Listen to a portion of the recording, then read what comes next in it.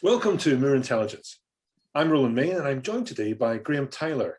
He's leader of Moore's Media Group and we're here to discuss the impact of COVID on film and TV production.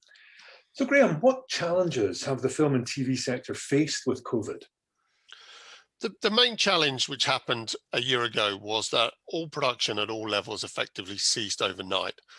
That's a big issue for guys to get their head around, and I think there was a period of maybe 2 to 3 weeks where there was just panic in terms of what was going to happen next. Happily, dealing with creative people, they tend to come up with solutions. And the guys who make TV commercials, which is a much shorter shooting period, were able to adapt within 6 to 8 weeks to start to deliver content either by their iPhone or on Zoom, which was still good product.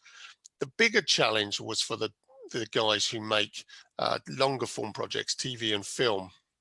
And there the issue very quickly focused into being one of insurance, as it was impossible to insure COVID risks in terms of production being seized for anybody having COVID. Eventually what happened was it became clear the only way to get through that was to get government support. The French came up with a scheme relatively quickly, and the UK followed shortly after, which provided a fund which is known as the Film and TV Restart Fund to enable to have a long stop insurer to make sure that production could restart. What happened then was you started to gain momentum. And across the summer, I think that realistically, you started to see production coming back at all levels in a kind of relative boom time while people were trying to get things done. You have to look at the overall statistics for those periods in light of a 12-week closure period. Overall, UK production was down by about 20%.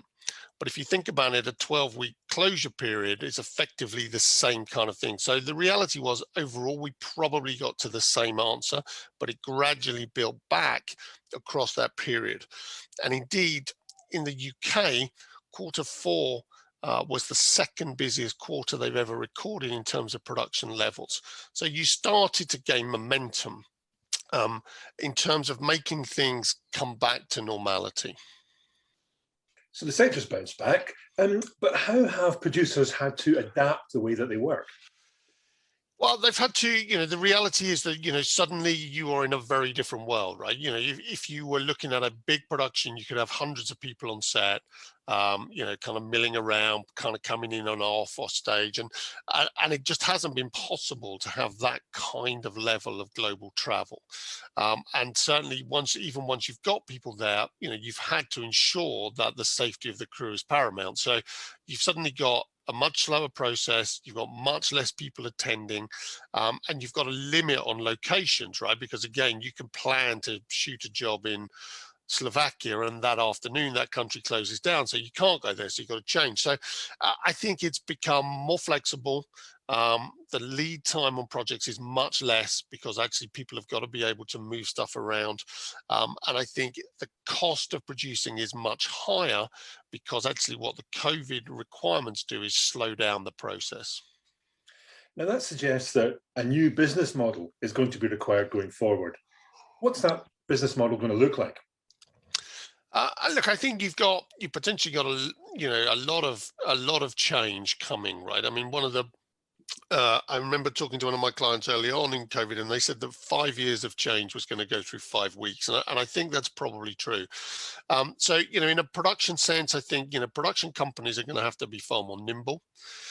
They're going to have a slate of productions which maybe they wouldn't have had to have in the past.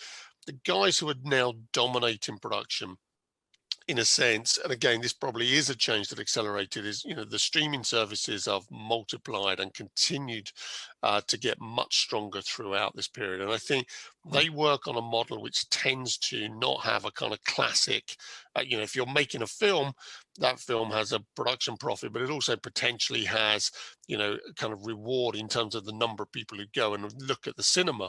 That doesn't happen with people like Netflix, right? It's on a pure subscription model. So a lot of the dynamics and moving parts are changing. And I think also you probably have a continuation of that in the sense that nobody, even at this point now, understands how the cinema industry is going to come back, right? I mean, It's still closed here in the UK, and in fact, it's closed in most countries around the world right now.